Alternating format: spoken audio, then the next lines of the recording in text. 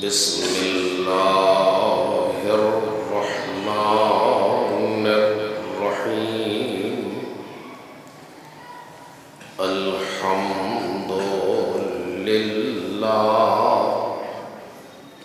الذي لم يتخذ ولدا ولم يكن له شريك في الملك ولم يكن له ولي من الذل وكبره تكبيرا.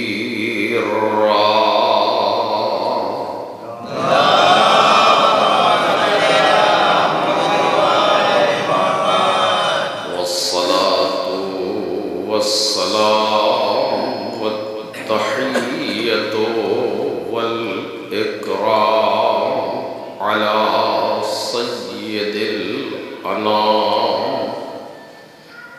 العبد المرتضى والنبي المجتبى والرسول المصطفى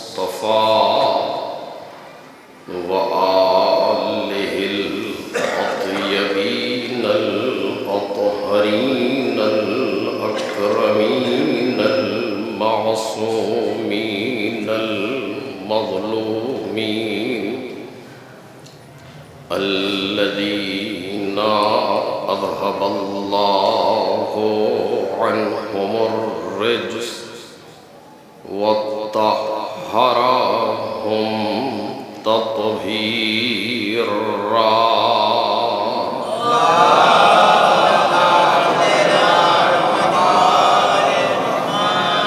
لا سيما الزهراء والسر المستودع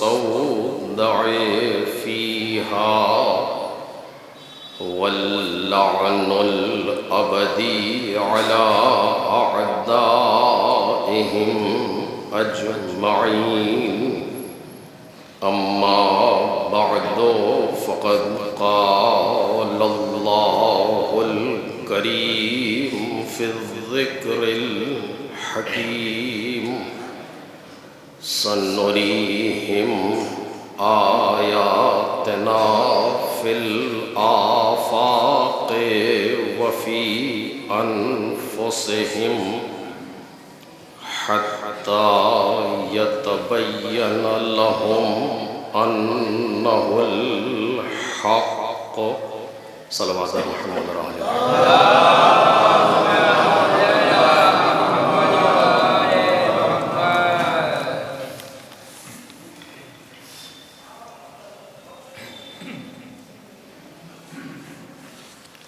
بزرگان محترم اور برادران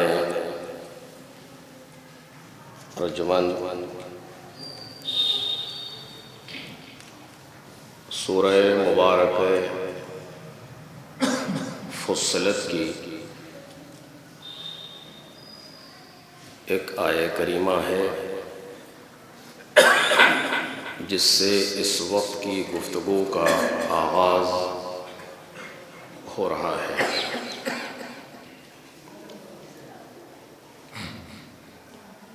جس میں پروردگار عالم نے انسانی زندگی کے سب سے اہم مسئلے کی طرف اشارہ فرمایا ہے.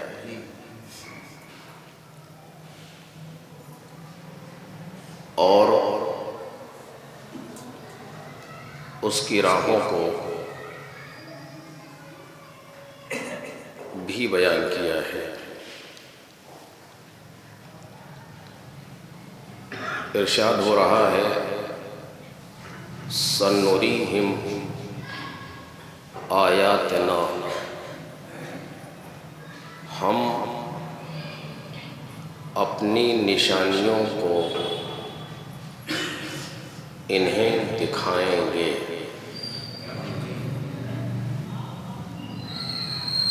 صیغہ مضارع ہے کہ جو استمرار پر دلالت کرتا ہے، یعنی دکھا رہے ہیں اور دکھاتے رہیں گے۔ سنوریہم آیاتنا، ہم اپنی نشانیوں کو انہیں دکھا رہے ہیں اور دکھاتے رہیں گے، یا یہ کہ دکھائیں گے۔ فی الآفاق وفی انفسہم، آفاق میں اور ان کے نفسوں میں، یعنی اگر آسان لفظوں میں کہا جائے تو یہ کہ انسان کے اندر اور انسان کے باہر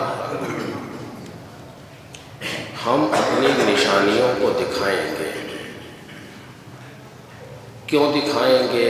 سبب کیا ہے؟ وجہ کیا ہے اس کی؟ حتی یتبین لہم انہ الحق، یہاں تک کہ ان کے لیے واضح اور روشن ہو جائے کہ وہ حق ہے۔ ایک صلوات پڑھیں محمد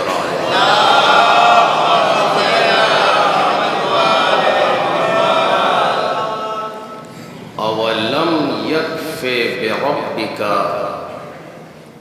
کیا تمہارے پروردگار کے لیے یہ کافی نہیں ہے کہ انہ علی کل شیء شہید، کہ وہ ہر شے پر گواہ ہے۔ یعنی خدا کی ربوبیت کو تسلیم کرنے کے لیے کیا یہ کافی نہیں ہے کہ وہ ہر شے پر گواہ ہے؟ میں آیت کے پہلے جز پر گفتگو کروں گا اور دوسرا جز کبھی اور، کہ سنوریہم آیاتنا فی الآفاق وفی انفسہم، یہ پروردگار عالم کا وعدہ ہے۔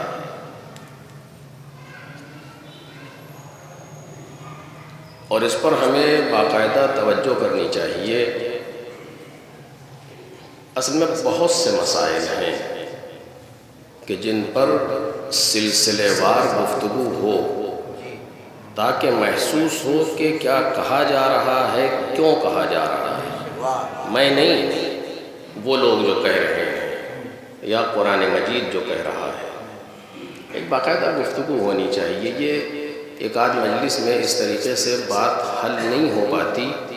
صرف یہ ہوتا ہے کہ خطیب ایک آدھ مجلس میں سوال ایجاد کر دے ذہن میں، اتنا کافی ہے۔ کیونکہ اگر سوال ایجاد ہو جائے تو ذہن جواب کی جستجو میں لگ جاتا ہے، اور وہ ذہن منجمد ہو جاتے ہیں کہ جہاں سوال کی صلاحیت نہ ہو۔ اگر سوال کی صلاحیت پیدا ہو جائے تو تحرک پیدا ہوتا ہے، اور جب تحرک پیدا ہوتا ہے تو پھر ارتقاء پیدا ہوتا ہے، پھر بلندی پیدا ہوتی ہے۔ ہم نے بہت پہلے، نہیں معلوم دوسری تیسری کلاس میں ایک ہندی زبان میں پڑھا تھا کہ ایک بچہ بیٹھا یہ دیکھ رہا تھا کہ یہ کیتلی کا ڈھکن اٹھتا کیوں ہے، گرتا کیوں ہے۔ کتنے لوگوں نے اس کو دیکھا ہوگا، لیکن ترقی اسی نے کی جس کے ذہن میں سوال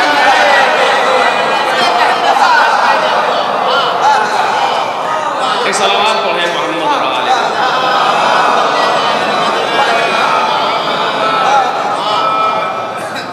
تو صرف اگر ہم اس چیز میں کامیاب ہو جائیں کہ ہم سوال ایجاد کر لیں اپنے جوانوں کے ذہن میں، اپنے بچوں کے ذہن میں، اور میں بزرگوں سے معذرت کے ساتھ یہ بات کہوں گا کہ بچوں کے سوال پر انہیں چپ نہیں کرانا چاہیے۔ خاموش رہو، تمہیں کیا پتا، بدتمیزی کرتے ہو، بزرگوں کے منہ لگتے ہو، اس طرح کے جملے ناسور ہیں، اس طرح کے جملے بچوں کے ساتھ خیانت ہیں۔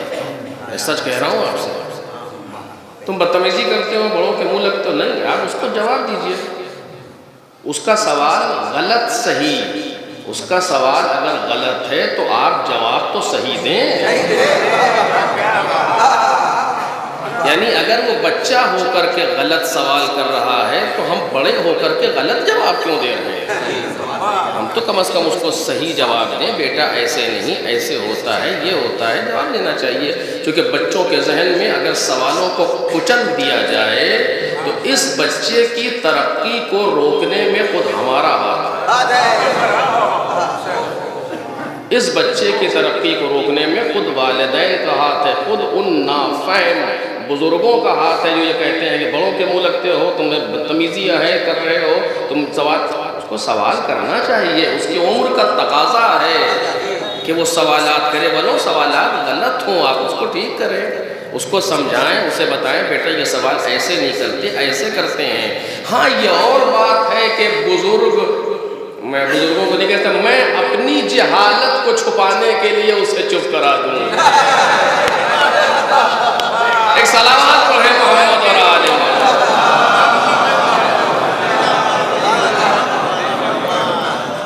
لیکن ضروری ہے کہ ذہن میں سوال ایجاد ہو، کم از کم پیدا ہو سوال۔ سب مغرب کی 3 رکعت کیوں پڑھتے ہیں؟ وہ سوال ہے۔ عشاء کی 4 رکعت کیوں پڑھتے ہیں؟ آخر کیا پروردگار کو کیا تھا کہ وہ صبح کے لیے، آپ دیکھیں اب یہ موضوع بحث نہیں ہے لیکن میں ذہن کو صرف آمادہ کر رہا ہوں بچوں کے لیے۔ آپ کے یہاں بہت دن کے بعد میں حدیث پڑھ رہا ہوں، لہذا یہ کہوں کہ میرے مخاطب صرف میرے کمسن بھائی ہیں، بزرگوں سے خطاب نہیں کرتا، یہ تو ان کی ذرا نوازی ہے کہ بیٹھے ہوتے ہیں، میں بچوں سے خطاب کرتا ہوں۔ ایک آدھ جگہ کہا بھی، جیسا آپ نے دیکھا ہوگا نا کہ وہ کچھ لوگ ہوتے ہیں چائلڈ اسپیشلسٹ ڈاکٹر، یہ بچوں کے ڈاکٹر ہیں، تو ہم کو آپ بچوں کا مولوی سمجھ لیں مثلا۔ ایک صلوات پڑھیں محمد اور آل محمد۔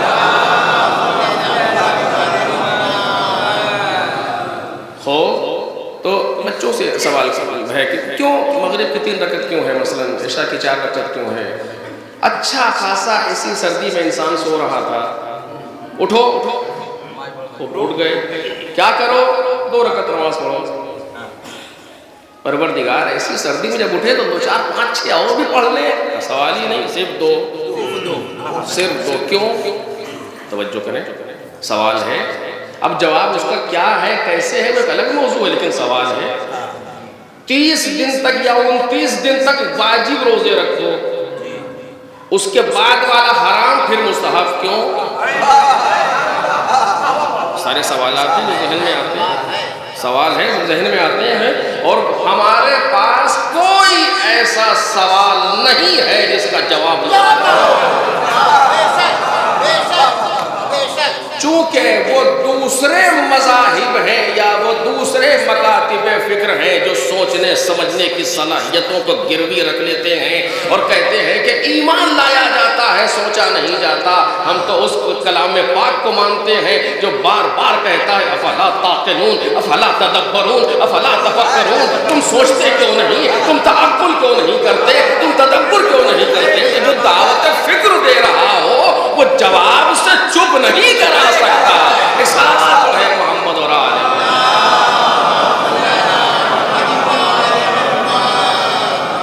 جہاں خود دعوت فکر و نظر ہو، جہاں خود دعوت تعقل و تدبر ہو، وہاں جواب سے چپ نہیں کرایا جا سکتا۔ ہاں یہ ہمیں سوال کا جواب نہ معلوم ہو، یہ الگ موضوع ہے، یہ نہیں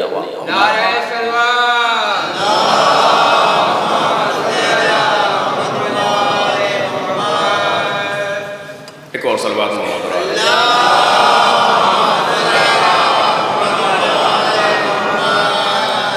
جہاں خود دعوت فکر و نظر ہو، وہ سوال سے کیسے چپ کرا سکتے ہیں؟ اب یہ میں اسی پر گفتگو ہو رہی ہے، لہذا 2-3 جملے جلدی جلدی کہہ دوں۔ ایک خاتون آئی جناب سیدہ سلام اللہ علیہا کے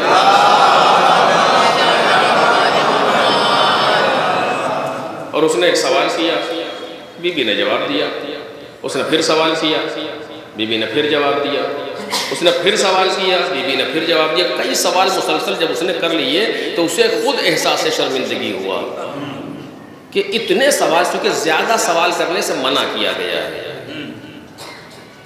زیادہ سوال کرنے سے کثرت کے سوال جو ہے یہ بہت زیادہ اچھی بات نہیں ہے، کیونکہ جب زیادہ سوال کرتا ہے انسان تو پھر سوچنے کی صلاحیت ختم ہو جاتی ہے۔ ایک سوال کرو، اس پر سوچو، خود جواب تلاش کرو، جب نہ ملے تب سوال کرو۔ سوچ رہے ہیں آپ؟ ورنہ شغل نہیں بنانا چاہیے کسی چیز کو۔ اب کوئی مولوی آ گیا ہے، ہمارے پاس آدھے گھنٹے کا وقت ہے، کیا کریں چلو سوال کرتے ہیں۔ ایسے سوال نہیں کیا جاتا۔ جب جستجو پیدا ہو اپنے اندر اور فکر کرنے سے حل نہ ہو تب سوال کرنا چاہیے۔ خود سوال کی بھی ایک سائیکالوجی ہے، سوال کی بھی ایک مینٹالٹی ہے، کیسے انسان سوال کر رہا ہے۔ سوال کرنے سے ہمیں منع کیا گیا ہے یہاں تک کہ بعض جگہوں پر کہ لا تسألوا الناس ولو من أين الطريق، کہ لوگوں جو سوال نہ کرو اگرچہ راستہ پوچھنے کی حد تک کیوں نہ، پہلے فکر کرو، پہلے غور کرو، پہلے سوچو انہوں نے یہ کہا تھا ادھر سے راستہ صحیح ہوگا۔ جب مسئلہ حل نہ ہو تب سوال کی منزل آتی ہے، کیونکہ ہمیں بعض چیزوں کو اجتماعی طور سے دیکھنا چاہیے۔ ایک طرف سے دیکھتے ہیں، جیسے فارسی مثل مشہور ہے کہ وہ بھاؤں بنانے کے لیے آیا آنکھ کھوڑ دی، تو یہ نہیں ہونا چاہیے کہ ایک چیز ٹھیک کر رہے ہیں باقی چیزیں خراب کرتے ہوئے جا رہے ہیں، نہیں، بلکہ اس ہر چیز کو تو کثرت سوال، اس کو شرمندگی ہوئی کہ ہم بار بار سوال کر رہے ہیں۔ کبھی بھی معاف کیجیے کہ میں نے آپ سے کئی سوال کیے، یہ اس کا وظیفہ تھا کہ وہ زیادہ سوال نہ کرے، جواب دینے والے کا وظیفہ نہیں ہے کہ زیادہ سوال پہ ٹوک دے۔ توجہ کریں، دونوں کے وظائف ذمہ داریاں الگ الگ ہیں۔ اس نے کہا بی بی معاف کیجیے کہ میں نے آپ کو تھکایا، میں بار بار سوال کیا، کہا نہیں کوئی بات نہیں ہے، ہم تمہیں جواب دیتے جا رہے تھے، میرے اجر میں اضافہ ہوتا جا رہا ہے۔ ایک سلامات پڑھے محمد اور آل محمد۔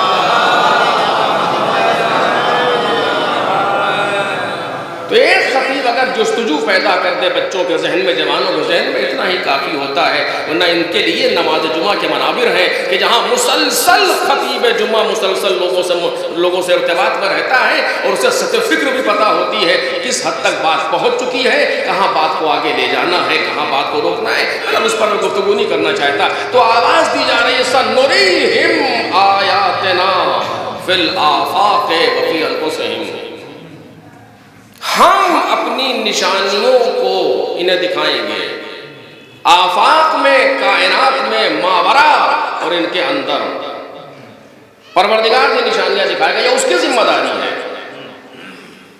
ہم پہلے اس بات کو محسوس کریں، میرے عزیزوں، میں سچ عرض کر رہا ہوں آپ سے، اس بات کو محسوس کریں کہ ہم اس کائنات میں آخر کیوں ہیں۔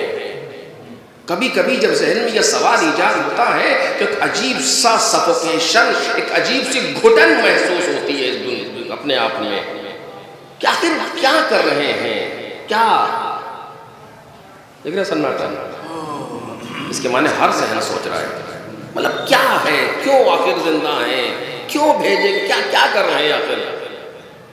ایک دن مر جانا ہے، سب کو مر جانا ہے، چاہے جتنا آپ خدا نخواستہ کہیے مگر مرنا ہے۔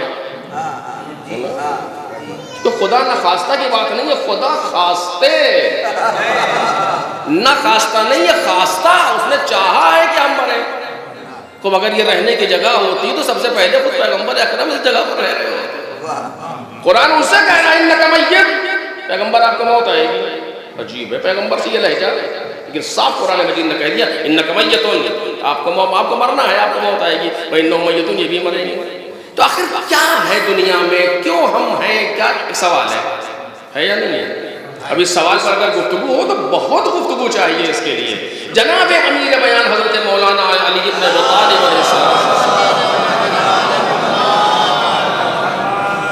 ارشاد فرما رہے رحم اللہ من علم من عین وفی عین و الی عین، خدا ایسے انسان پر رحمت کرے، رحم کرے جس نے یہ جان لیا کہ آیا کہاں سے ہے کہاں اور جا کہاں رہا۔ کتنا اہم مسئلہ ہے یہ کہ جس سے ہم بالکل غافل ہیں کہ تمام معنی۔ اگر دن میں ایک مرتبہ یہ سوال ایجاد ہو جائے تو کیا بات ہے، سوال ہی سے پیدا ہوتا ہے۔ کچھ بھی کر رہے ہیں، صبح ہو رہی ہے، شام ہو رہی ہوتی ہے، صبح ہوتی ہے، شام ہوتی ہے، عمر یوں ہی تمام ہوتی ہے، وہی چل رہا ہے بالکل یہ سلسلہ۔ لیکن بالآخر مجھے اس سے بحث نہیں ہے کہ آپ اس سے گھبرائیں کہ یہ کیا شروع ہو گیا، لیکن نہیں، یہ ہے کہ ہمیں اس بات کو محسوس کرنا چاہیے بالآخر میرے عزیزوں کہ ہم اتنی بڑی کائنات میں کیوں ہیں آخر۔ اگر آیات الہی پر غور کیا جائے تو ہم آیات الہی کا شمار تو کیا تصور بھی نہیں کر سکتے.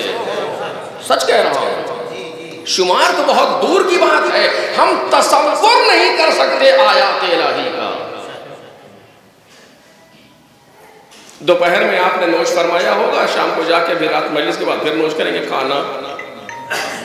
روٹی کا لقمہ جب آج ہاتھ میں لیجیے گا، ایک عدد سوکھی روٹی مثلا بغیر کسی چیز کے، اس کو دہن میں لانے سے پہلے 2 منٹ کے لیے رک جائیے گا اور ایسے لے کر کے سوچئے کہ اس روٹی کے ٹکڑے کو دہن تک لانے میں کتنی آیتیں استعمال ہوئی ہیں، کتنی نعمتیں استعمال ہوئی ہیں. اگر آپ جوڑ دیجئے، حساب لگا دیجئے تو خط غلامی لکھ دوں میں آپ کے لیے. یا آیات سے ہٹ کر کے کتنی گروہ نے اس پر کام کیا ہے، خالی آپ حساب لگا دیں اس کا. ایک لوٹی کا ٹکڑا روک کے سوچئے گا ذرا سا، پھر دیکھیے گا میری بات نہیں، میرے استاد کی بات ہے. مثلا یہ گیہوں کا دانہ کہیں بویا گیا ہوگا، ایسے ہی ہوا ہوگا، اس کے زمین میں دبانے کے لیے زمین کو ہموار کیا گیا ہوگا.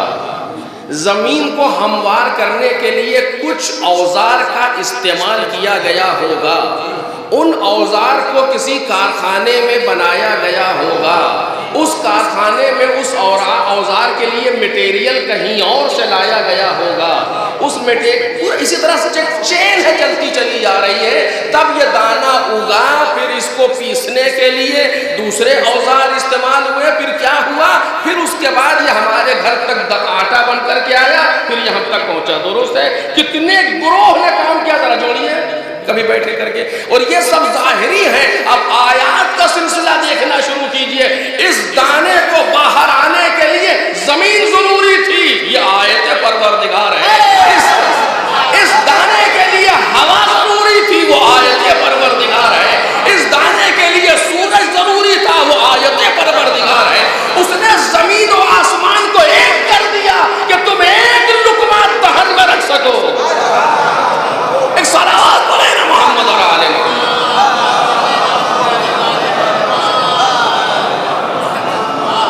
چونکہ اسی گیہوں کے دانے کو اگر آپ اپنے آنگن میں ٹانگ دیتے تو یہ سڑ جاتا، خراب ہو جاتا، سوکھ جاتا. یہ 1 سے 10 1 سے 100 دے نہیں سکتا تھا. ضروری تھا کہ زمین میں دبایا جائے. زمین پروردگار نے پہلے سے آمادہ کر رکھی تھی، اس کے لیے پانی ضروری تھا، پانی پروردگار نے پہلے سے آمادہ کر رکھا تھا. اس کے لیے ہوا ضروری تھی، ہوا مالک نے پہلے سے آمادہ کر رکھی تھی. اس کے لیے سورج ضروری تھا، سورج کو پروردگار عالم نے پہلے سے آمادہ کر رکھا تھا. اب زمین کو کنٹرول کرنے کے لیے کتنے سیارے کام کر رہے ہیں. اس پر اگر گفتگو ہو تو آپ دیکھیں جا کے جو ان لوگوں کو دیجیے جو اس فیلڈ کے ہیں. ہم تو خالی سنی سنائی باتوں کا کہہ رہے ہیں. ایک سائنسداں اس بات پر اسلام لے آیا. 7 یا 8 پوائنٹ اس نے نوٹ بیان کیے تھے. اس میں سے ایک پوائنٹ یہ تھا کہ زمین سے سورج کی دوری اگر ذرا سی زیادہ ہو جائے تو لوگ، اگر ذرا سی کم ہو جائے تو لوگ جل کے مر جائیں. اگر یہ فاصلہ زیادہ ہو جائے تو لوگ جم کے مر جائیں. سورج بھی حرکت میں ہے، زمین بھی حرکت میں ہے، نہ فاصلہ کم ہو رہا ہے نہ زیادہ ہو رہا ہے. کون ہے جو اس کو باقی رکھے؟ ایک صلوات پڑھیں آواز بلند پر محمد اور آل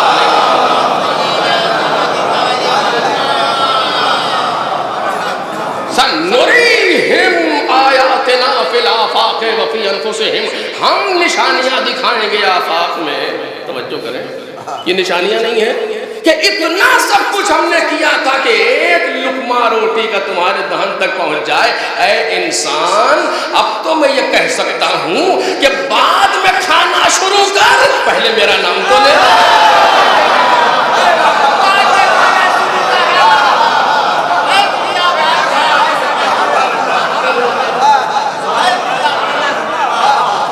اے انسان، اب تو میں یہ کہہ سکتا ہوں کہ بعد میں منہ میں رکھنا، پہلے میرا نام تو لے لو کم از کم. اور اب تو میں کہنے کا حق رکھتا ہوں کہ جب پیٹ بھر کے کھا لیا تو کم از کم ایک الحمدللہ.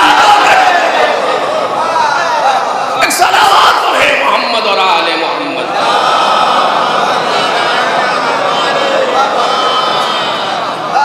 یہ نہ سمجھ لینا کہ تیرے بسم اللہ کہہ دینے سے ہماری شان میں کوئی اضافہ ہو جائے گا، یا تیرے الحمدللہ کہہ دینے سے ہماری نعمتوں میں کوئی زیادتی واقع ہو جائے. کچھ نہیں ایسا ہے. اس بسم اللہ کا ثواب میں تجھی کو دوں گا، اس الحمد کا ثواب میں تجھی کو دوں گا. تجھ سے محبت ہے اس لیے کہہ رہا ہوں کہ بسم اللہ کرتا جا، تاکہ رزق مادی کے ساتھ رزق معنوی بھی تجھے ملتا رہے. ایک صلوات پڑھے محمد اور آل محمد.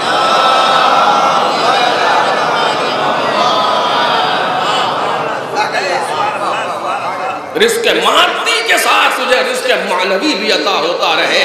جس طریقے سے تیری روح کے لیے، اب اسی پر گفتگو ہوتا، آپ دیکھ رہے ہیں کہاں سے بات کہاں جا رہی ہے، جس طریقے سے تیرے جسم کے لیے یہ ظاہری نعمتیں ضروری ہیں، یہ ظاہری غذا ضروری ہے، اسی طریقے سے تیری روح کے لیے میرا نام ضروری ہے. ان ظاہری غذا کو استعمال کر تاکہ جسم کی بھوک مٹ جائے، معنوی غذا کو استعمال کر تاکہ روح سیر ہو جائے. اگر جسم بھوکا رہے گا تو کمزوری پیدا ہوگی، اگر روح بھوکی رہے گی تو کمزوری پیدا ہوگی. ایک صلوات پڑھ دے محمد اور آل محمد.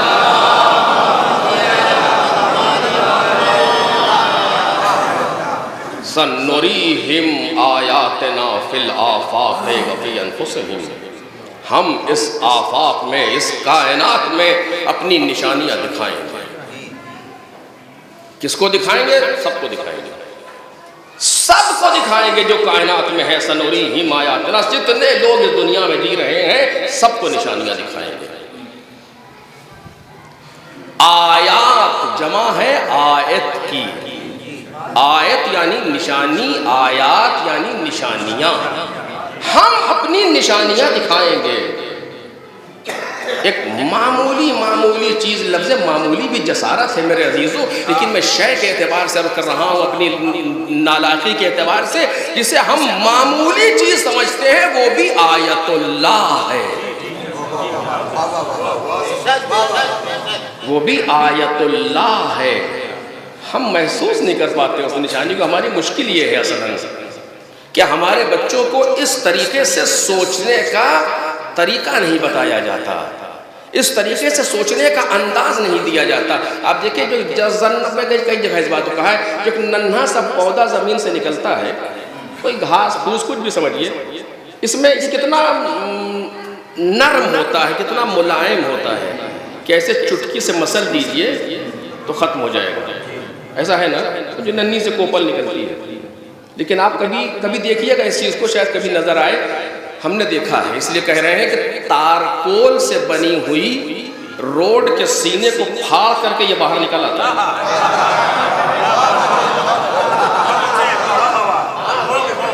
زمین کے سینے کو چاک کر کے یہ باہر نکلتا ہے. اتنا معمولی سا.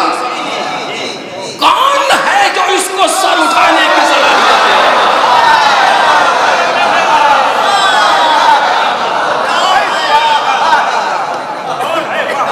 یعنی یہ نشانی ہمارے لیے کافی نہیں ہے.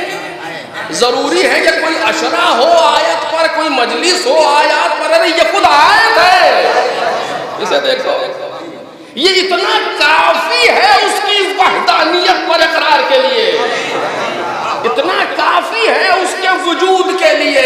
اسی لیے فارسی کا شاعر کہتا ہے کہ ہر گیاہی کے الزمن روید، ہر گیاہی کہ الزمین روید، جو ایک گھاس بھی کوئی جو زمین سے نکلتی ہے، ہر گیاہی کہ الزمین روید وحدہ لا شریک لہ گوید، وہ وحدہ لا شریک لہ کہتی ہوئی باہر آتی ہے. ایک صلوات دے محمد اور آل محمد.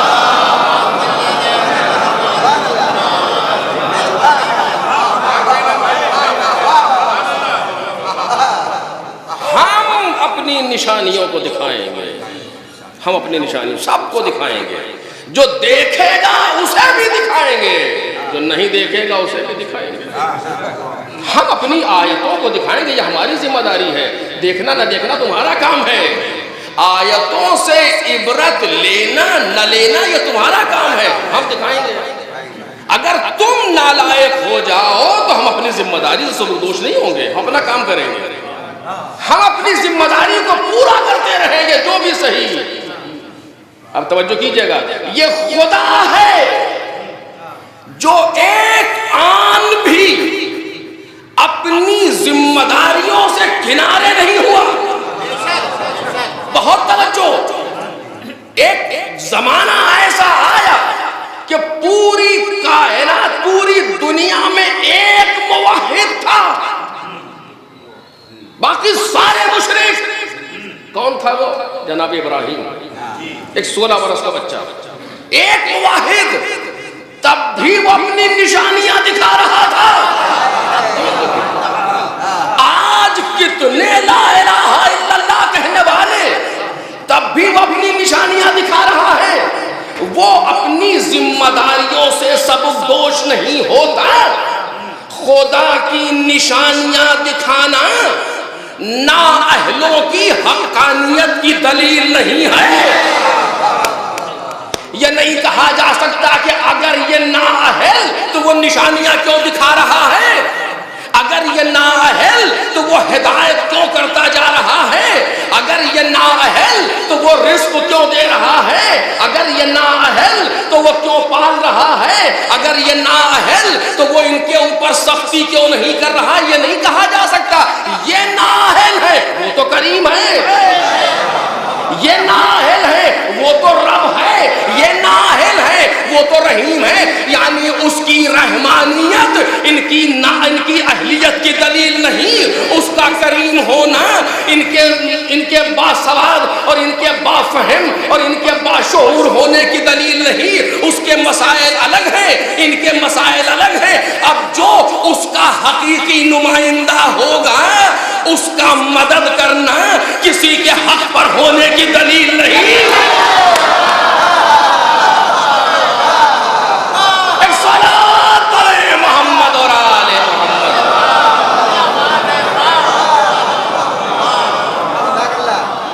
اگر کوئی اس کا نمائندہ ہے تو وہ اس جیسے صفات رکھتا ہے۔ تم نااہل ہو جاؤ، ہم تو امام ہیں، تم بگڑ جاؤ لیکن ہم تو امام ہیں، ہمارے در پر جب آؤ گے ہم مدد کریں گے، اس لیے کہ ہم تم سے مربوط نہیں ہیں، ہم اپنے مالک سے مربوط ہیں۔ ایک صلوات پڑھ دے محمد اور آل محمد۔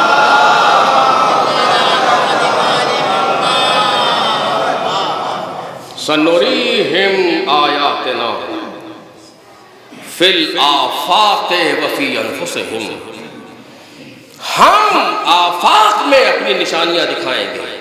میرے مالک کی ساری چیزیں کیوں نشانیاں دکھا رہا ہے؟ تو نے کیوں پوری کائنات کو آیت اللہ بنا دیا؟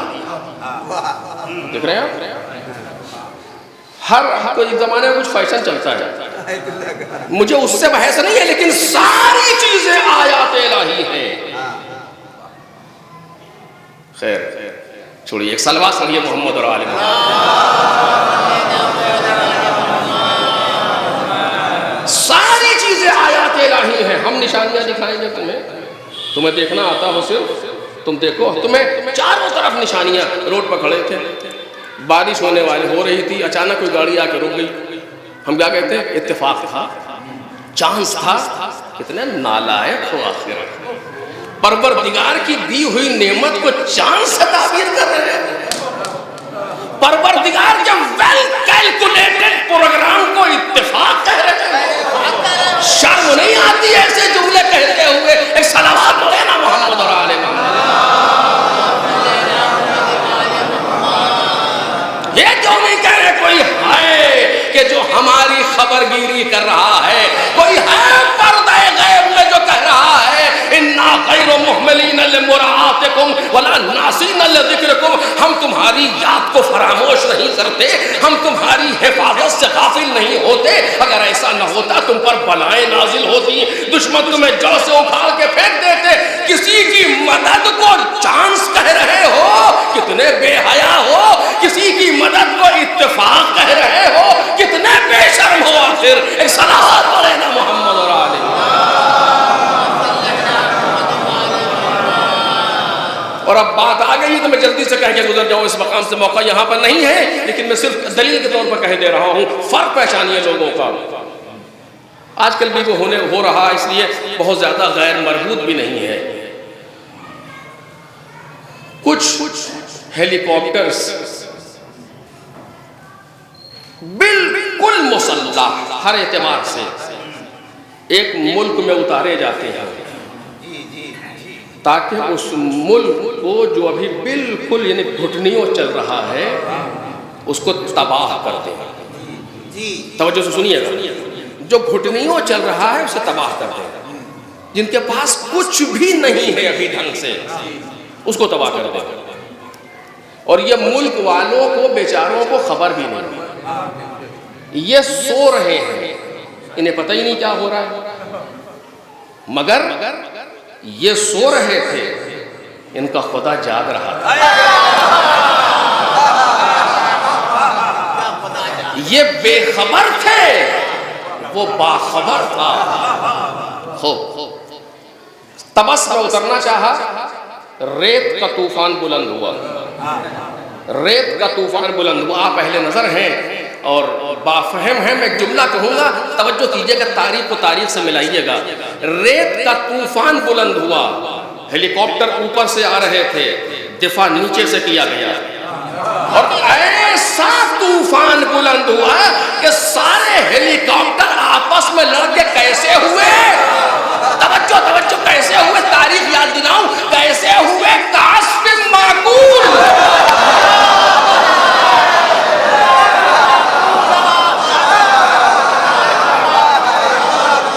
سلام علیہ آواز بلند پر محمد اور آلہ۔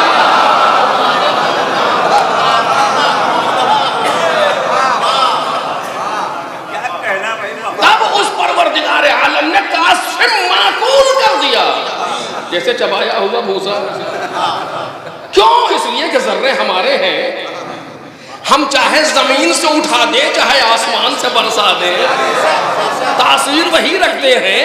یہ نہ سمجھ لینا کہ عبد المطلب کا خدا کوئی اور تھا، آج تمہارا خدا کوئی اور ہے۔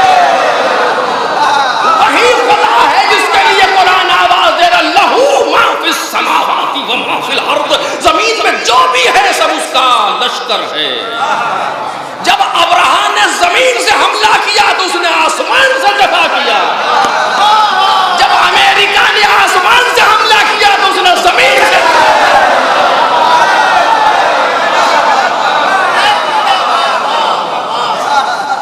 ایک صلوات پڑھے بآواز بلند پر محمد۔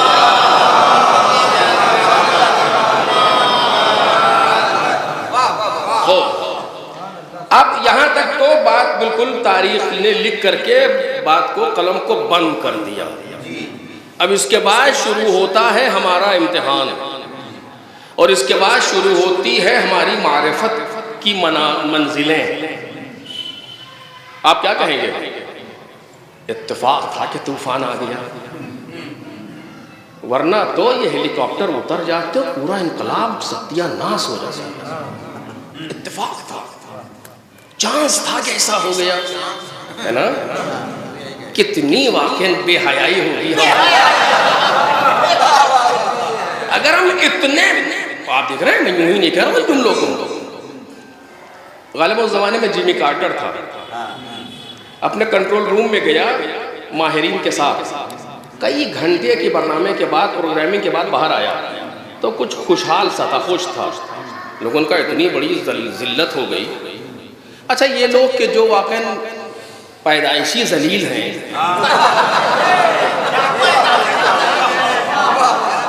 ان کو علت ذلت کا کیا پتا، جن کے پاسپورٹ پر باپ کا نام ہی نہیں ہوتا۔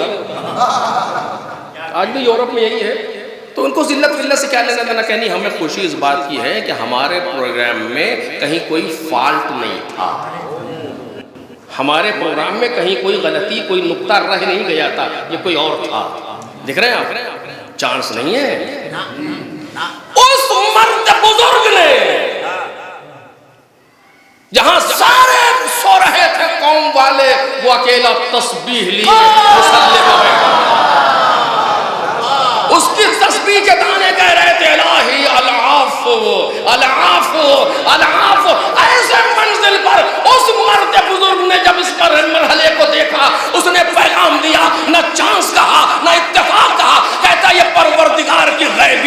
تھی. ایک صلوات پڑھیں محمد اور آل محمد.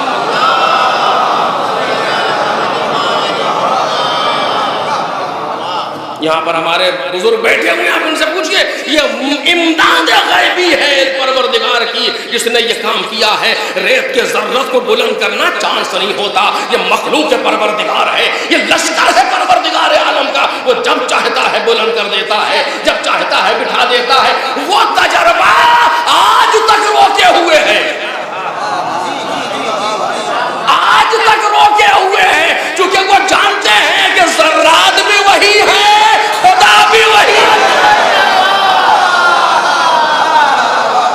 ایک صلوات پڑھیں محمد اور آل محمد.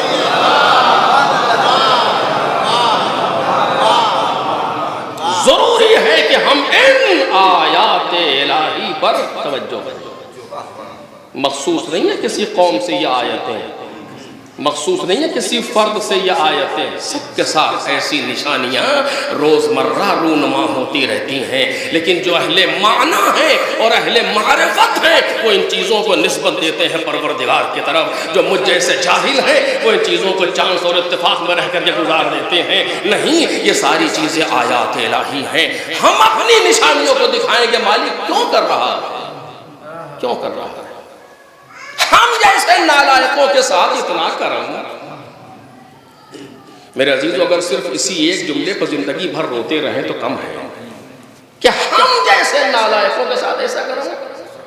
جناب امام سجاد سلام اللہ علیہ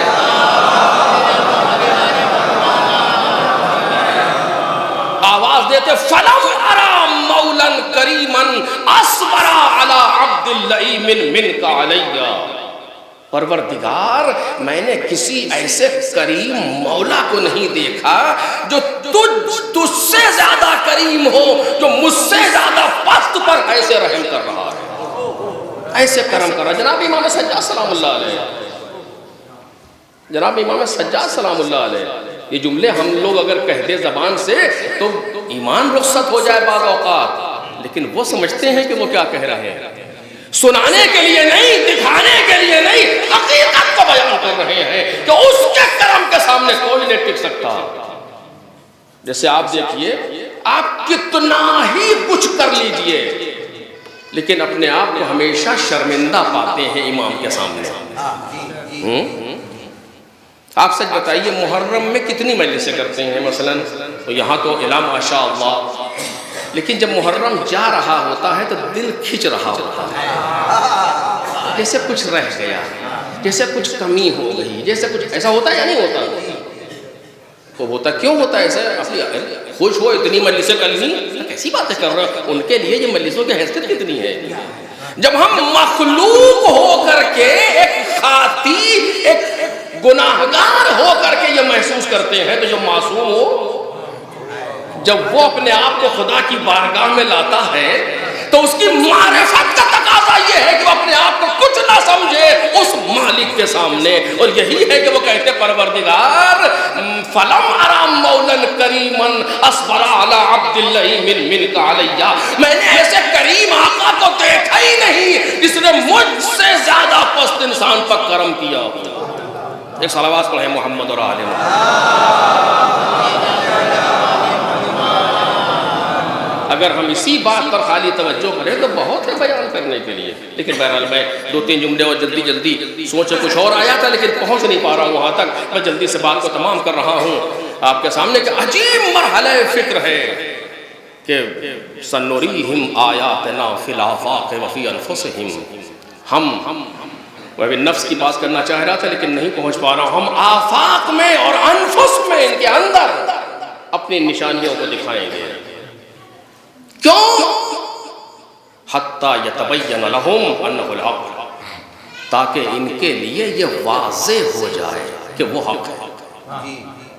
صرف ایک بات ہے بس, اتنی سی, اور یہی قیامت میں ہوگا, قیامت میں واضح ہو جائے گا. غرر آیات میں سے وہ آیتیں جو کہہ رہی ہے کہ پروردگار عالم نے سارا وقت اس لیے کیا تاکہ تم یہ سمجھ لو کہ وہ حق ہے. میرے عزیزو, اس کو حق کہنا اور ہے, اس کو حق ماننا اور ہے. جب ہم اسے حق تسلیم کر لیں گے تو ہمارا انداز زندگی کچھ اور ہوگا۔ زبانی چیزوں میں کوئی خاص بات نہیں ہے، بقول امام حسین سلام اللہ علیہ کے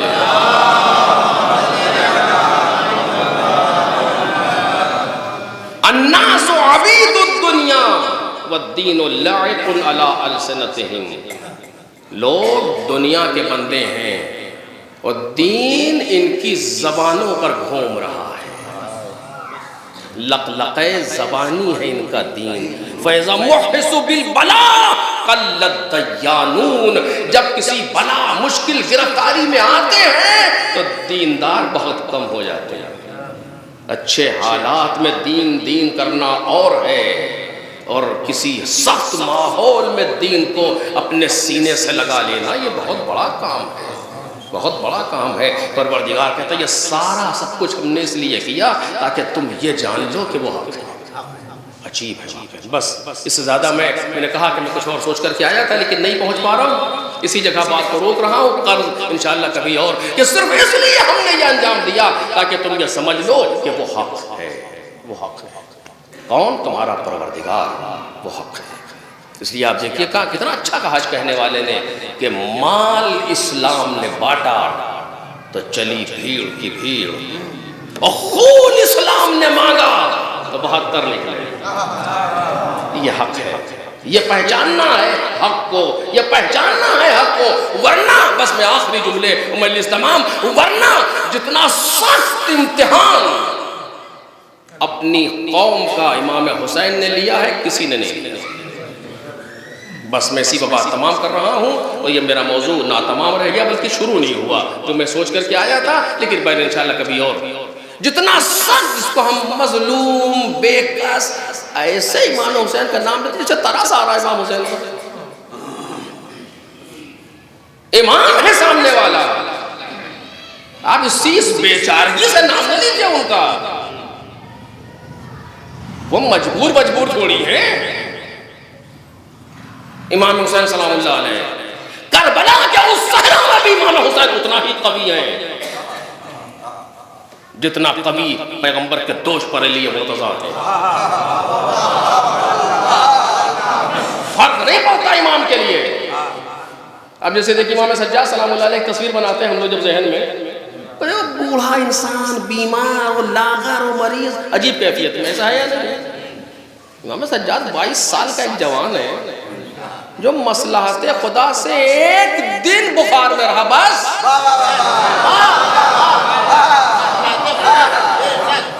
کوئی مریض تھوڑی ہے امام سجاد، یا انہیں کوئی مرض تھوڑی تھا، بعض تو کمبختوں نے ان کے مرض تک کو ڈیسائیڈ کر دیا، انہیں یہ والا مرض تھا مثلا، ایسے احمق پیدا ہوئے، صرف ایک دن تب جو روایت لگا بخار میں رہے ایک دن تاکہ جہاز ثابت رہے، پروردگار کو نارمل اور عادی طریقے سے حالات کو لے جانا تھا، ایک دن بخار میں رہا خالی، ورنہ وہ انسان جو پورا دن بخار و غش کی کیفیت میں تھا شام غریبہ کے بعد کبھی غش نہیں آیا،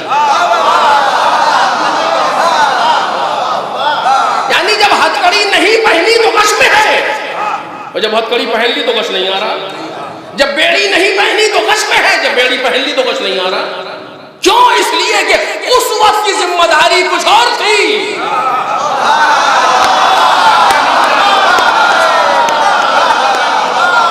اس وقت کی ذمہ داری کچھ اور ہے، اس وقت حجت الہی بالفعل تھی میرے بابا پر، اس وقت حجت الہی بالفعل ہے میری ذات پر۔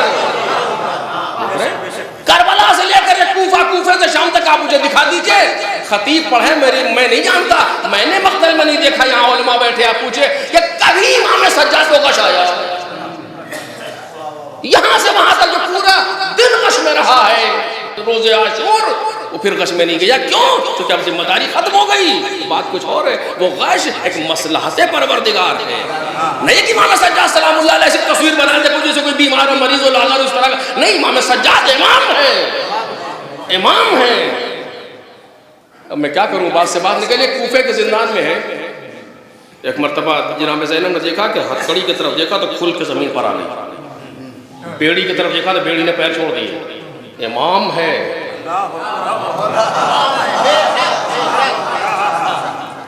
خیریت؟ پھوپھی اماں کربلا جا رہا ہے بابا کو دفن کرنے کے لیے، مجبور تھوڑی ہے یہ. جب ذمہ داری باپ کی تھی تو پورا دن غش کے عالم میں ہے کیونکہ وہی ضروری تھا ان کے لیے، لیکن جب ذمہ داری اپنے پاس آئی تو اب غش نہیں آ رہا.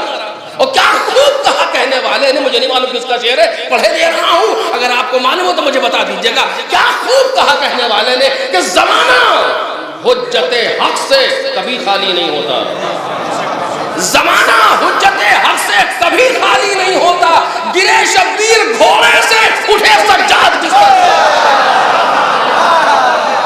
ایک صلوات پڑھے محمد اور آل محمد.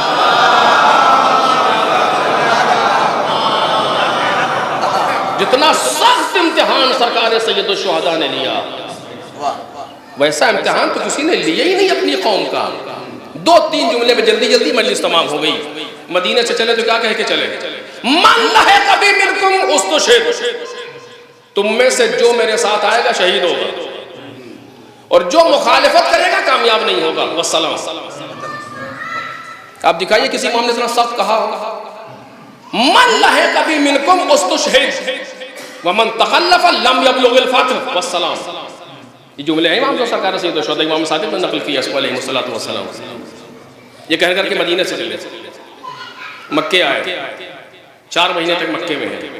4 شعبان پہ مکے پہنچ گئے. شعبان، رمضان، شوال، ذیقعدہ، ذی الحج کے شروع میں نکل گئے. کیا کہہ کے نکلے؟ کیا کہہ کے نکلے؟ من کان باذلا فینا مہجتا وموطنا علی لقاء اللہ نفسا فلیرحل معنا انی راحل مصبحا انشاءاللہ. عجیب واقعہ. 7 ذی الحج کو فرماتے ہیں رات میں کہ جس کو من کانا باذلا فینا مہجتا، جو خون دل میری راہ میں بہانا چاہتا ہو، اور جس نے اپنے آپ کو آمادہ کر لیا ہو خدا کے لیے، وہ میرے ساتھ آئے. میں کل صبح جا رہا ہوں. کہیں دکھائیے یہ اتنا سخت کسی امام نے کہا. اگر یہ جملہ آج سرکار سید الشہداء کہہ دے ہم میں سے کتنا ٹکیں گے؟ اگر آج امام حسین سلام اللہ علیہ کہتے کہ جس نے جو اپنے جان دینے کے لیے آمادہ ہو اور خدا سے ملاقات کے لیے تیار ہو چکا ہو، وہ میرے ساتھ آئے. کتنوں نے اپنے آپ کو تیار کر لیا ہے اللہ سے ملاقات کے لیے؟ امام حسین کہہ رہے ہیں. یہ مکے میں کہا. کربلا میں کیا کہا؟ بس آخری بات. کربلا میں کیا کہا؟ کہتے سنو، جس کا جہاں دل چاہے چلا جائے. میں بیعتیں اٹھا رہا ہوں، اجازت دے رہا ہوں، جس کا جہاں دل چاہے چلا جائے. میرے ساتھیوں کا ہاتھ پکڑو، لے کے چلے جاؤ. یہ جملے ہیں، خطابت نہیں سمجھیے گا. اذنت لکم، میں نے تمہیں اذن دے دیا. لا ذمام علیکم، تم پر میری بیعت نہیں ہے. کیوں کہہ رہے ہیں یہ؟ ہم جیسے کچھ نااہل کہتے ہیں آزمانے کے لیے. یہ 3 دن کے پیاسوں کو آزمائیں گے، یہ 3 دن کے بھوکوں کو آزمائیں گے. ظاہر میں کوئی نہیں آزما گے تو امام ہے بالآخر.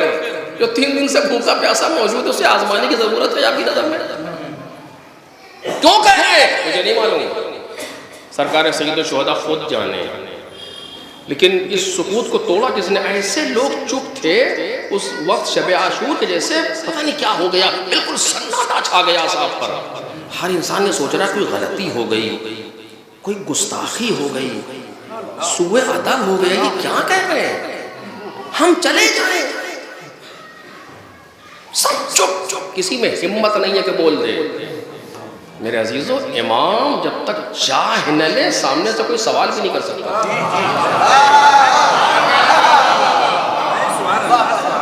کبھی وقت ہو اس پر انسان گفتگو کرے. ظلم چھوڑیے، ظلم و چیزوں کی باتیں بہت دور ہے. گفتگو نہیں کر سکتا کوئی اگر امام چاہے لے. ہم نے ایسے علماء کو دیکھا ہے، امام تو امام ہے. اب کیسے کہوں، بات آ گئی ہے. یہاں بزرگان موجود ہیں، آپ پوچھئے گا. آیت اللہ بہجت علی اللہ مقامہ.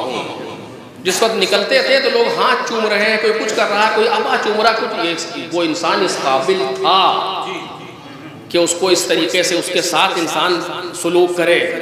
لیکن ایک آدھ بار دیکھا ان کی طبیعت ناساز یا کچھ ایک بات ان کا کسی کی مجال نہیں تھی کہ ہاتھ ایسے کر دے. اور بیچ سے نکل گئے. اپنی آنکھوں سے دیکھا.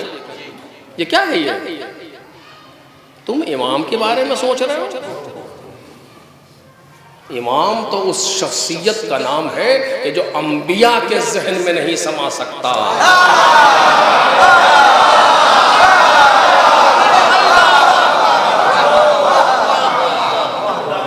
اگر امام کو کوئی سمجھ سکتا ہے تو وہ صرف آخری نبی حضرت محمد مصطفیٰ صلی اللہ علیہ وسلم.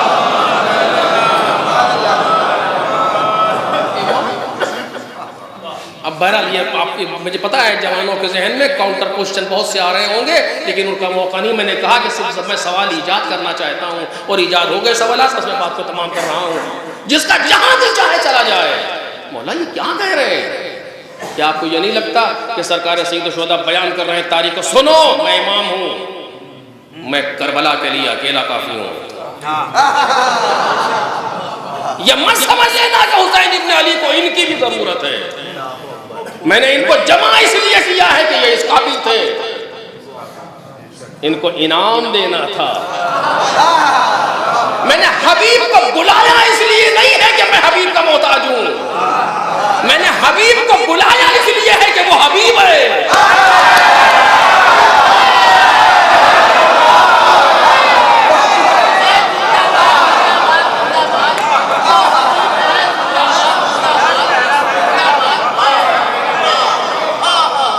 ایک صلوات پڑھیں محمد اور آل محمد.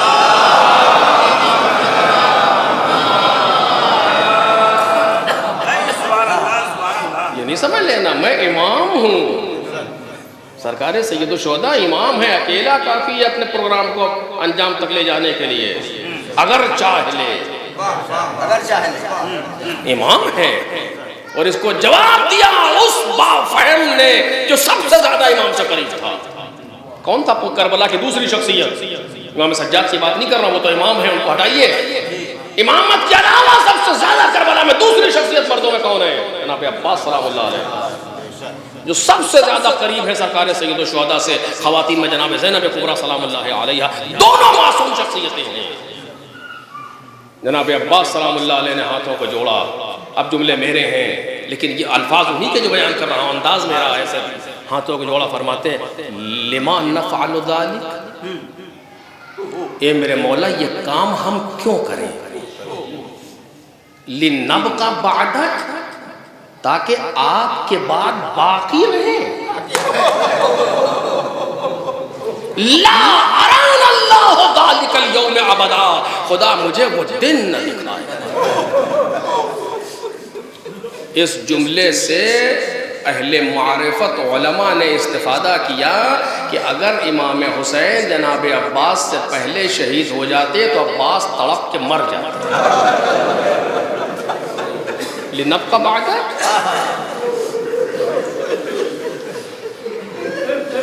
اگر کسی خطیب کا جملہ ہوتا تو میں اتنی دقت نہ کرتا آپ کے سامنے، لیکن چونکہ جناب عباس کا جملہ ہے. جناب عباس ایک معصوم شخصیت ہے، معمولی مسئلہ نہیں ہے عباس. ہم کیا سمجھیں گے جناب عباس اور جناب زینب اور جناب علی اکبر اور جناب معصوم اقوم، ان جیسی شخصیتوں کو سمجھنے کے لیے معصوم ہونا ضروری ہے. غیر معصوم انہیں سمجھ ہی نہیں سکتا کہ یہ کون لوگ ہیں، کس منزلوں پر ہیں. یا اور بھی جیسے لوگ ہو یہ تو بالکل سامنے جو میں عرض کر رہا ہوں آپ کے سامنے. جناب عباس نے آپ جو لما نفعل ذلک، یہ کام ہم کیوں کریں؟ تاکہ آپ کے بعد باقی رہیں. کہنا کیا چاہیے تھا؟ مولا اگر ہم چلے گئے تو آپ کیا کریں گے؟ یہ ہے نا سوال. آپ کیا کریں گے؟ آقا دشمنوں میں کم از کم 30,000 کا لشکر موجود ہے، آپ اکیلے ہیں، آپ کیا کریں گے؟ جناب عباس کہہ رہے ہیں؟ نہیں کہہ رہے. جناب امام حسین نے کہا راستے میں چلتے ہوئے انا للہ و انا الیہ راجعون. جناب علی اکبر نے پوچھا، بیٹا برابر میں چل رہا تھا، بابا آپ نے تسبیح استرجاع کیوں پڑھی؟ گا میرے لال میرے کان میں آواز آئی، میں بھی سو گیا تھا گھوڑے پر درودگی میں، کوئی کہہ رہا تھا یہ آگے آگے جا رہے، موت ان کے پیچھے پیچھے آ رہی. جناب علی اکبر نے کیا کہا؟ بچنے کا راستہ، آپ کو بچانے کا راستہ کچھ نہیں. کیا ہم حق پر نہیں ہیں؟ ان کی منزلیں دوسری ہیں، ان کے سوچنے کا انداز دوسرا ہے. جوانوں فکر لو علی اکبر سے، جوانوں انداز لو تفکر کا جناب عباس سلام اللہ علیہ سے یہ کیسے ہیں یہ لوگ علیہم الصلوۃ والسلام، ہم یہ کام کیوں کریں تاکہ آپ کے بعد ہم باقی رہیں. ایک بار بھی نہیں کہہ رہے کہ آپ کا کیا ہوگا، دشمن ہے یہ. جناب عباس کو کہنا چاہیے تھا سپہ سالار لشکر ہے، کمانڈر ان چیف ہے مولا کے، سارا لشکر جناب عباس پر گردش کر رہا ہے. کہنا چاہیے تھا مولا ہم چلے جائیں گے تو آپ کیا کریں گے، لیکن یہ جناب عباس جانتے ہیں یہ امام ہے. یعنی کہنا یہ تھا مولا اگر آپ کو اپنی بقا کے لیے ہم ضروری نہیں ہیں مگر ہمیں اپنی بقا کے لیے آپ ضروری ہیں. ایک صلوات پڑھے بآواز بلند پر محمد اور آل.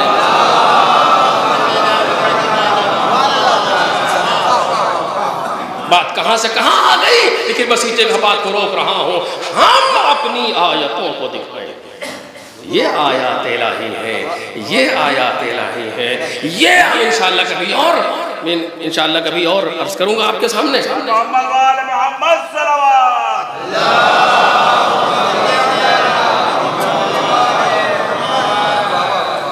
یہ آیات الہی ہے کہ ہمیں اس طریقے سے سوچنے کا سلیقہ چاہیے ہمارے بچوں کے لیے، ہمارے جوانوں کے لیے، کہ ہم محسوس کریں ان منازل کو، ہم محسوس کریں ان منازل کو. یہ آیات الہی ہے، یہ امام وقت ہے جس کو جہاں جانا ہو چلا جائے. بتا رہے ہیں دیکھو سنو، کوئی یہ نہ سمجھ لینا کہ ہمارے لیے ہم کسی کے محتاج ہیں، نہیں، ہم امام ہیں. اتنا سخت امتحان حسین ابن علی نے لیا اور اس امتحان پر جو کھڑے اترے وہ صرف وہ ہیں جو کربلا کے میدان تک پہنچے یا دشمنوں سے ٹوٹ کے آئے.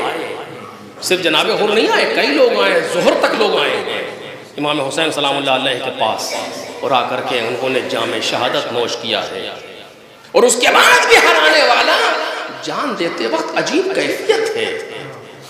بس میں نے بات کو تمام کر دی. میں نے ابھی کہا نا کہ آپ اتنے دن محرم مجلسوں کرنے کے بعد بھی لگتا ہے جیسے کچھ خالی ہو رہا ہے، جیسے کچھ گھر سونا سا ہو رہا ہے. ایک عجیب سی کیفیت ہوتی ہے. سامنے والا اپنی جان دے رہا ہے، اور جان بھی ایسے نہیں، وہ امتحان دیا ہے جس امتحان کا جواب نہیں ہے دنیا میں آج تک. کیسے؟ ابو ثمامہ سیداوی نے مولا سے کہا کہ مولا اول وقت نماز دل چاہتا آخری نماز آپ کے پیچھے پڑھ لیں. اللہ، یہ ہے امتحان حسین میں ثابت قدم، جو آخری وقت میں نماز کو یاد کر رہا ہے. وہ امام حسین کے، وہ مولا کائنات کے ساتھی ہیں. جب مولا کائنات کا مصلی بچھاتا تو سوال کرتا ہے کہ مولا یہ تو جنگ کا موقع ہے. یہ امام حسین کا صحابی ہے جو آ کر کہتا ہے مولا آخری نماز، آخری نماز. ایسا نہیں ہے کہ امام کو اول وقت کا پتہ نہیں تھا اس نے یاد دلایا. کوئی ترجمہ اس طرح کرتا ہے تو غلط کرتا ہے، یہ نہیں ہے.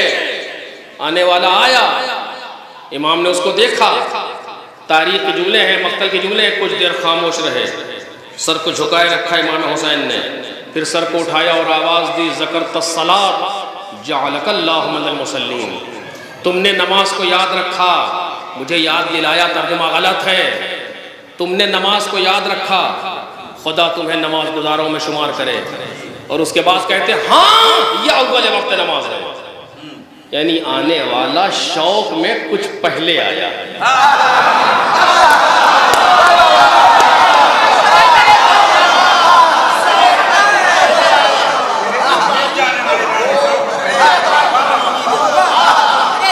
اشتیاق عبادت وہ بھی حسین کی امامت میں. کیا اس کا کچھ جواب ہے دنیا میں؟ وہ نماز ظہر امام حسین کی ابتدا میں جنگ کے میدان میں کوئی جواب ہے؟ شوق میں، اشتیاق میں آنے والا کچھ پہلے آیا. امام سیکنڈ کے 1000ویں حصے تک بھی اول وقت کو پہچانتا ہے. امام حسین نے انتظار کیا، کچھ ٹائم اس میں لگا، کچھ وقت اس دعا دینے میں لگا، پھر کہا ہاں یہ اول وقت نماز. حسین ابن علی اس وقت کے منتظر تھے، آنے والا پہلے آیا. حبیب ان سے کہو کہ جنگ روک دے، اتنی دیر کے لیے جنگ روک دے کہ ہم نماز پڑھ لیں. جناب حبیب گئے. وہ جواب ملا جو حبیب سے برداشت نہیں ہوا. حبیب کیا ہے؟ فقیہ دین، یعنی دین شناس، دین فاہم فقیہ. یہ بھائی حبیب جانتے ہیں میدان جنگ میں نماز کیسے پڑھی جاتی ہے. جب میدان جنگ ہو اور نماز کا وقت آئے تو کچھ لوگ جا کر کے جنگ کریں, کچھ نماز پڑھیں, اور اس کے بعد جب یہ نماز پڑھ لیں تو پہرا بدل لیں. جو نماز پڑھ رہے تھے وہ جنگ کریں, جو جنگ کر رہے تھے وہ نماز پڑھیں. جناب حبیب نے کہا مولا آپ نماز پڑھیے, ہم انہیں دیکھتے ہیں. یہ کہہ کر کے حبیب تلوار نکال کے حسین ابن نمیر پہ جھپٹے. اور ملعون, کیا تیری نماز قبول ہوگی جو تو حسین کی نماز سے بحث کر رہا ہے؟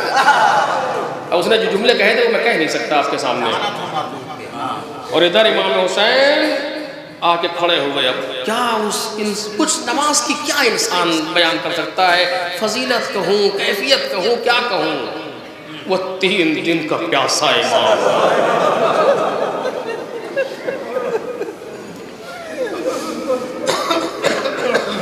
وہ 3 دن سے بھوکے ماموں, اور ایسے عالم میں فرش گرم کربلا سرکار سید الشہداء قبلہ رخ امام حسین کھڑے ہوئے. ساتھیوں نے صفیں لگا لی. دشمن ابھی بھی جنگ روک نہیں رہا. حبیب لڑ رہے ہیں مگر تیر آ رہے ہیں. 2 لوگ امام کے سامنے آئے, ایک سعید اور ایک زہیر. سعید ابن عبداللہ اور زہیر ابن قین آ کر کے امام کے سامنے کھڑے ہوئے تیروں کو روکنے کے لیے. کچھ تیر زہیر نے تلوار سے کاٹ دیے, کچھ تیروں کو ڈھال پر روکا, کچھ جسم پر آئے, لیکن سعید کا جوش وغا اور محبت کا عالم یہ ہے کہ سارے تیر سینے پر روکے. مقتل کے جملے ہیں کہ 17 تیر سعید کے سینے کے پار ہیں. ایک سوئی کبھی اپنے چبھو کے دیکھیے گا کہ تیر کا سینہ توڑ کے نکلنے کے معنی کیا.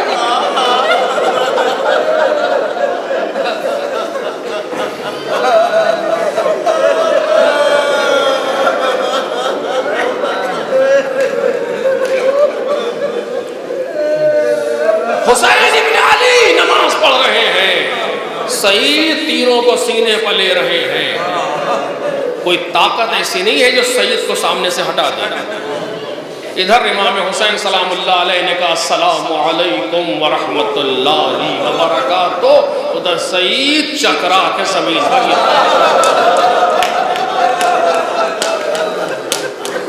فرزند رسول فرش خاک سے اٹھے, سعید کے سرہانے آ کر کے بیٹھے. سعید و کربلا کا خوش نصیب ہے جس کے سرہانے حسین آئے. امام حسین سلام اللہ علیہ سب کے سرہانے نہیں پہنچے, کچھ لوگ ہیں جن کے سرہانے امام حسین سلام اللہ علیہ آئے ہیں, ورنہ 50 سے زیادہ لوگ امام حسین کو حملے مغلوبہ میں مارے گئے ہیں. لیکن سعید وہ خوش نصیب تھا جس کے سرہانے امام حسین آ کر کے بیٹھے. سعید کے لبوں پر دم ہے, اکھڑا ہوا دم اور لڑکھڑاتا ہوا لہجہ. اس میں پوچھتے ہیں حل وفیت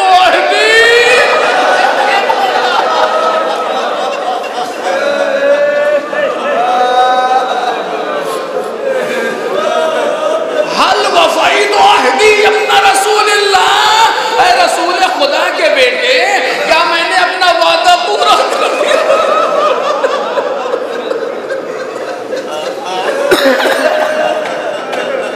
اے سعید, اتنی بڑی قربانی کے بعد بھی کہہ رہے ہو کہ کیا وعدہ پورا کر دیا, اب کیا چاہیے تھا؟ آواز دے خبردار, اپنی کسی قربانی کو بڑا نہ سمجھ لینا, یہ امام ہے.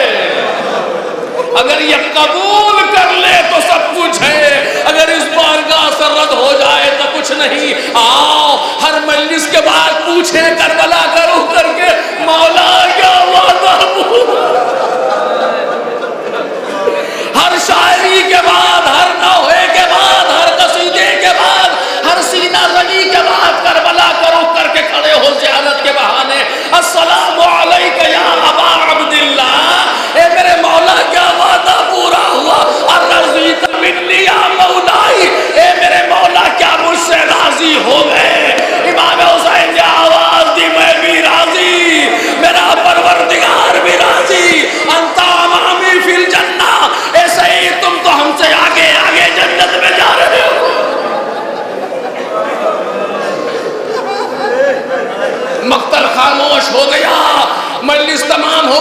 کی شب جمعہ ہے، لہذا ایک جملہ اور سن لے بس آخری، اے سعید تم نے نماز ظہر تو پڑھوا دی۔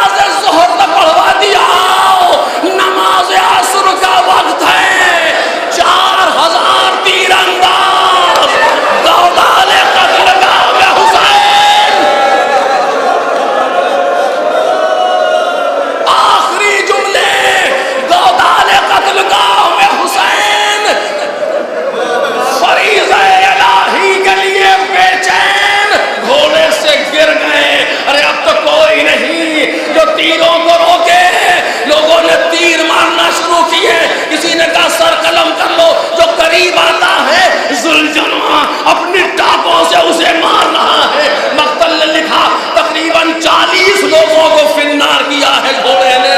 لوگوں نے گھوڑے کو تیر مارنا چاہا، عمر ساتھ رکابوں پہ کھڑا ہو گیا، ارے یہ رسول کی سواری، ہائے جو رسول کی سواری، اس کا اتنا احترام، اور جو دور سے رسول نہ بیٹھا۔ بدل گیا تھا کہ ہٹ جاؤ، دیکھیں یہ کرتا کیا ہے۔ لوگ پیچھے ہٹنا شروع ہوئے، کبھی تیروں کو نکالتا ہے، کبھی دشمن کو بھگاتا ہے۔ مجھے نہیں معلوم کیا تھا، چاروں طرف گھوم رہا تھا۔ عجب نہیں کہہ رہا ہو اے مولا، اگر زہیر نہیں ہے تو دل چھوٹا نہ کرو آقا، اگر سعید نہیں ہے تو مایوس نہ ہو آقا، آپ نماز پڑھیے، میں تیروں کو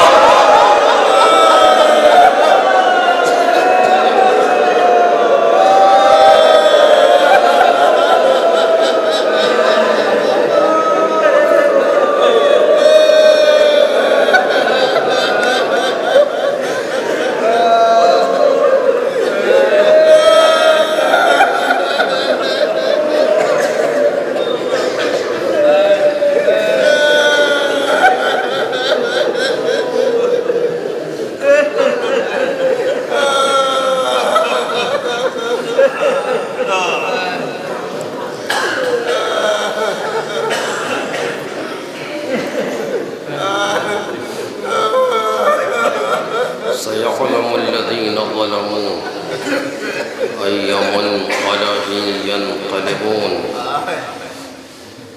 ألا لعنة الله على القوم الظالمين إنا لله وإنا إليه راجعون إلهي رضا بقضائك وتسليما لأمرك لا معبود سواك يا غياث المستغيثين يا راحم المساكين يا إله الأولين والآخرين يا غافر المذنبين يا ملجأ العاصين يا أرحم الراحمين یا ارحم الراحمین۔ حضرات ایک مرتبہ سورہ حمد اور سورہ اخلاص کی تلاوت فرما کر بالعموم تمام محمد اور آل محمد کے چاہنے والے اور بالخصوص جناب ظہیر حسن کربلائی، الحاج توکل حسین کربلائی، فاطمہ بی بی کربلائی، الحاج شبیر حسین کربلائی، ام البنین کربلائی، اور بالاخص مدافعان حریم اہل بیت شہداء کو ایصال۔